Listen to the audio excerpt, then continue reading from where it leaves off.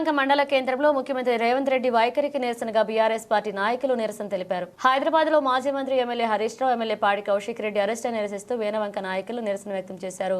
సందర్భంగా పలువురు నాయకులు మాట్లాడుతూ ప్రస్తుతం అధికారంలో ఉన్న కాంగ్రెస్ పార్టీ నాయకుల సూచన మేరకు పోలీస్ అధికారులు తన ఫోన్ ట్యాపింగ్ చేస్తున్నారంటూ ఫిర్యాదు చేయడానికి వచ్చారు. ఎమ్మెల్యే పాడి కౌశిక్ రెడ్డిపై ప్రవర్తించిన తీరు సరిగా లేకపోవడంతో ప్రశ్నించినందుకు గాను తనపై అక్రమ కేసు పెట్టి ఇంటిలోకి చొరబడి దౌర్జన్యంగా అరెస్ట్ చేయడం ఎంతవరకు సమంజసమని ప్రశ్నించారు.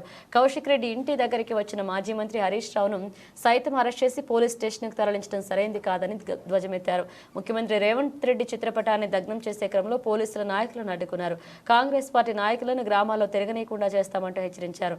గ్రామ శాఖ అధ్యక్షుడు Tallapalli Mahesh, PACS chairman Bhaskar Reddy, director Madhusudan Reddy, మాజీ జడ్పీటీసీ వనమాల సాధవారెడ్డి, మాజీ సర్పంచ్ల నీలకుమారస్వామి, మోరే సారయ్య, మాజీ ఉప సర్పంచ్ భానుచంద్, బీఆర్ఎస్ నాయకులు ఎండి యాసిన్, ఓరెం మధు, కృష్ణ చైతన్య పాల్గొన్నారు.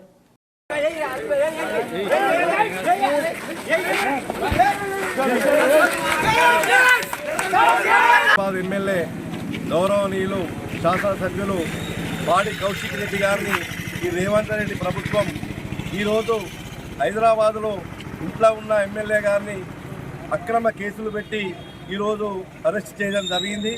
ఆ అరెస్టుకు నిరసనగా ఈరోజు మేము కౌశిక్ రెడ్డి గారిని వెంటనే విడుదల చేయాలని మా వీణవంక మండల కేంద్రంలో మా టీఆర్ఎస్ నాయకులం కార్యకర్తలం ఈరోజు ధర్నా చేయడం జరిగింది.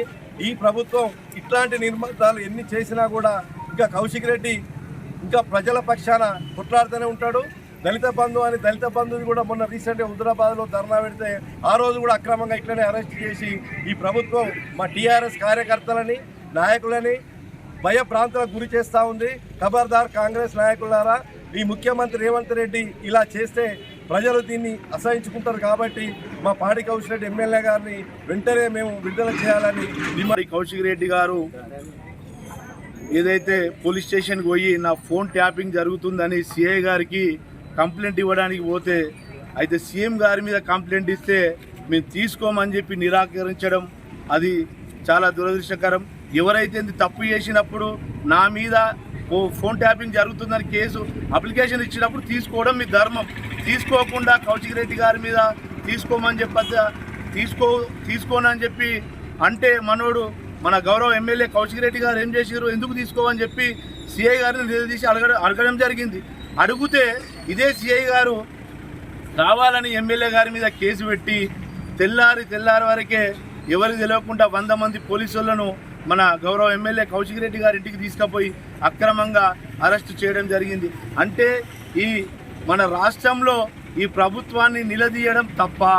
అంటే ఈ ప్రభుత్వం అనేది ప్రజలను అన్యాయం చేస్తుంది. మహిళలకు 2500 ఇస్తా అని ఇవ్వలేదు. రైతు బీమా అన్నది, రైతు బంధు అన్నది ఏవి చక్కగా ఇస్తలేదు. ఎమ్మెల్యే కౌశిక్ రెడ్డి గారిని అక్రమ అరెస్టు చేసినందున ఈ ప్రభుత్వాన్ని, కాంగ్రెస్ ప్రభుత్వాన్ని ఖండిస్తున్నాం. ప్రశ్నించే గొంతును ఒత్తేస్తే మాట్లాడేవారు ఎవరు ఉండరని కౌశిక్ రెడ్డి గారిని అక్రమ అరెస్టు పెట్టి హరీష్ అన్న గారిని కూడా అరెస్టు చేసి ఆందోళనకు గురి చేస్తున్నారు.